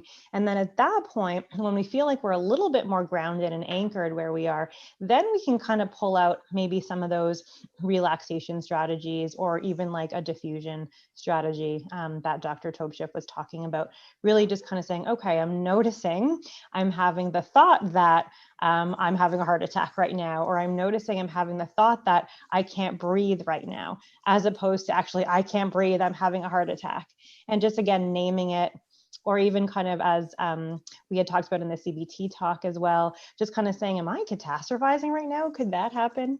I know I'm throwing out probably all the techniques. I don't know if this is really helpful. And then at that point, if you feel like, you know, you can kind of implement a relaxation technique, that might be helpful too. Maybe just going into kind of the visualization that we talked about. I really like that one, just kind of imagining ourselves in this lovely place, despite kind of what we're feeling right now. That might be a good kind of ending point. So I don't know if anyone wants to summarize that or has a better kind of way of describing it, but hopefully that was a little bit helpful. Yeah. I think I would say, though, my personal favorite for starting out, if I'm feeling overwhelmed, sometimes with those breathing techniques. I find those really accessible in the moment. The other nice thing about those breathing techniques is they don't take very long for effectiveness. You can do them in front of others. You don't even need to make excuses for anything. You can just sit there and begin to slow down your breathing, and then that buys you the time to maybe move over to the mindfulness and to begin to defuse from your thoughts. So that's my personal favorite in that kind of situation. Okay, maybe for Ketrina, how about if I direct one towards you? We had a question about recommendations for relaxation resources, generally speaking. This person was asking about CDs, but I think we could direct them to a variety of resources. Yes, so I don't think I'm aware of any particular CDs that are good for relaxation techniques, but I think we have a list of resources in our presentation slides. We have few apps that we recommended there, such as Calm, Headspace. There is also Anxiety Canada as well. They have recordings of relaxation techniques, recording of breathing techniques with short version, long version, along with progressive muscle relaxation that are really good to maybe. And also YouTube has a lot of different resources with different kind of, as I said, longer progressive relaxation, short ones, 5 minutes, along with breathing, deep breathing. Also, there is another way, combining breathing with visualizing, or visualizing like you're relaxing while you're breathing, which is another strategy as well that can be very helpful. Thanks so much. A question? Sorry, I just want to add, again, I'm a big fan of YouTube, and so both Ketrina and Rebecca had amazing voices, but sometimes I find as I'm listening to like a YouTube video, I'm like, I don't like this voice, that I get so preoccupied with the voice that I can't focus. So I would just encourage you to try a bunch of different ones. And there's a lot, for those who have kids, there's a lot of good breathing techniques for kids too, where Dr. Young had that really nice image of the circle kind of getting bigger and smaller and how to hold it. There's also some really neat ones where there's like a little fish that you can do with your kids, where the fish breathes in and holds its breath, the fish breathes out and holds its breath. So you can kind of try different things, then you see what you like, as opposed to being like, oh, I really need to like this video. There's a lot of stuff out there. I'm gonna look for the fish one. I haven't seen that, but My favorite right now. Joanne, another question for you. We had a question about what medications are most effective for generalized anxiety difficulties. That's a great question. I wish there was a super solid answer to say this is the one that's always going to work.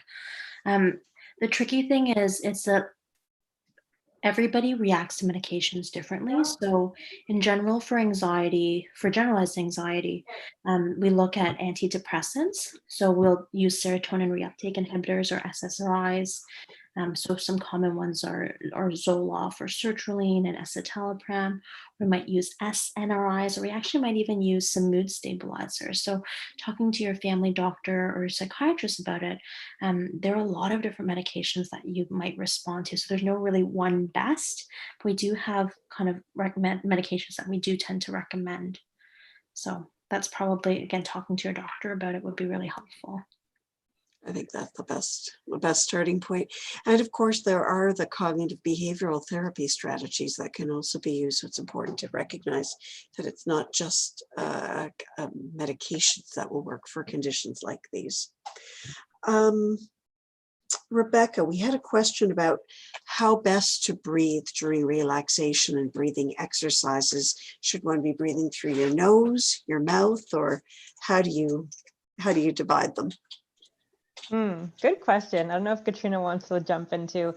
I don't know. I've kind of learned it different ways. Like some people say it's best to breathe in through your nose and then out through your mouth. Some people say just do whatever you're kind of comfortable with and what feels good in the moment. I think the reason for kind of breathing in through your nose and then out through your mouth is so that you can really get a good inhale when you breathe in through your nose and really kind of fill up kind of your belly. And then when you exhale, I think you can exhale and really empty your lungs better when you breathe out through your mouth.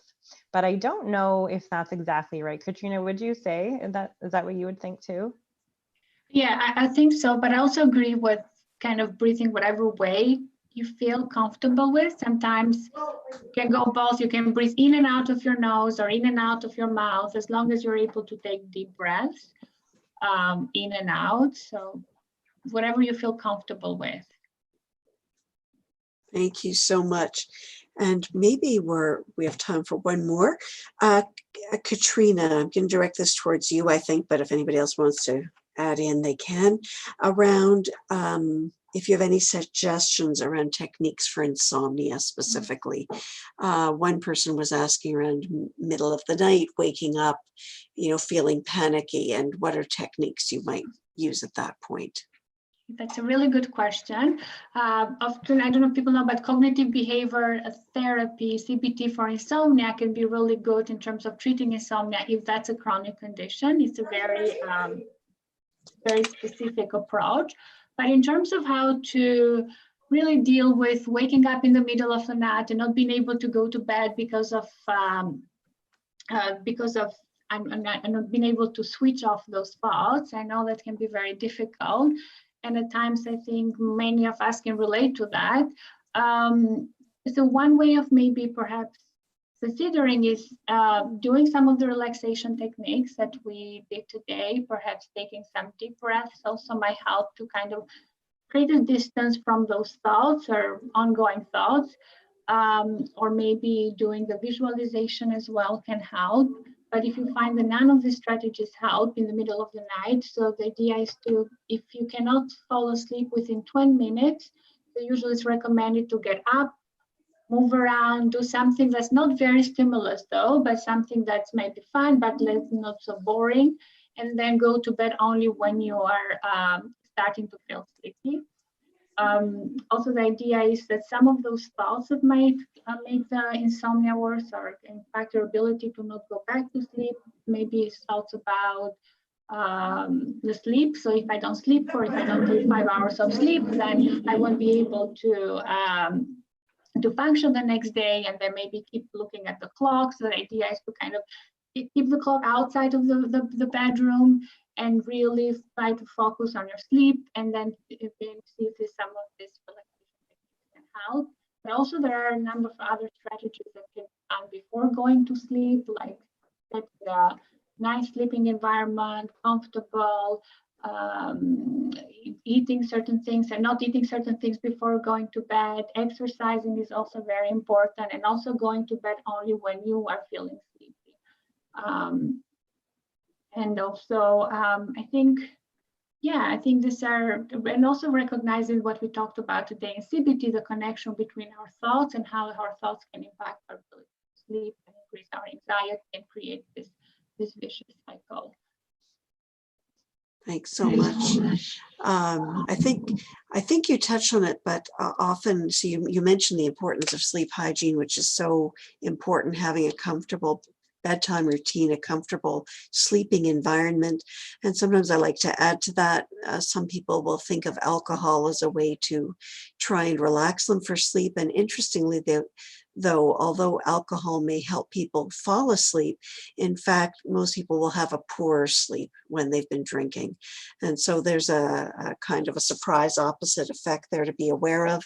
And as a general rule, not eating a heavy meal right before bed either, just to, again, help you get into a comfortable place for sleep. I don't know, does anybody else have any other tips they'd like to add to that one? Especially during the pandemic when there's not a lot of space, often people are spending a lot more time in the bedroom. And so then your body can also get a bit confused with like, oh, is it time for me to like be at work or is it time for me to sleep? So best that you can, if you do have the space to be somewhere else and just to keep the bedroom for sleep, it's going to help you kind of get more consistent sleep. If you can't, you want to try to avoid being in your bed, even if it's cozy, maybe sitting on top of your bed or making the lights really bright, and then slowly changing the environment is another way to cue your brain that it's time to sleep. So if you're in a single like bachelor apartment, it gets a little bit trickier. So then maybe, as Ketrina mentioned, the wind down routine, maybe having some different smells or soaps to kind of help cue your body that it's time to sleep. And the other thing is, it's really hard for us to, so Ketrina mentioned like keeping your clock out. You might also want to try to keep your phone out so that you're not getting that stimulating screen, because it's really tempting to then check your emails when you pick up your phone to check the time. So if you have worried thoughts, you might actually just have an old school notebook and you can write down the thoughts. Because sometimes if you worry, like I'm going to forget it. So you keep worrying. If you can write it down somewhere. And again, I don't love doing it on your phone because it's just too tempting to look at other stuff. Those are some strategies that I use if you're having trouble falling asleep when you wake up in the middle of the night. Thank you so much, everybody. So I think at this point, we've come to the conclusion of our question and answer.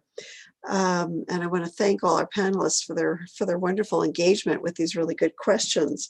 I have just a few points before we wrap up for the evening. I'd like to ask everyone to take a moment to fill out the electronic evaluation form that's been circulated to you. This will really help us in planning future talks and topics for you. It really is invaluable because these evenings are about you. They're really about bringing out to all of you topics that would be helpful to you in your day-to-day lives. Again, a reminder that the entirety of tonight's event will be posted up on the Sunnybrook Speaker Series website within a couple of days, so feel free to revisit it there, and all of those resource slides and other suggestions will be right there for you again to look at your leisure. I'd like to thank all our speakers once again for really an incredibly informative evening. I think these were great topics that are helpful to all of us at times like these. So really a wonderful round of applause, virtually at least, to all of our speakers. I also really wanted to say a word of thank you to Monica Mattis, who organizes the wonderful speaker series, and the Sunnybrook audiovisual team, which is now helping it run so smoothly virtually, instead of live the way we have in the past. Please be sure to check out our upcoming topics.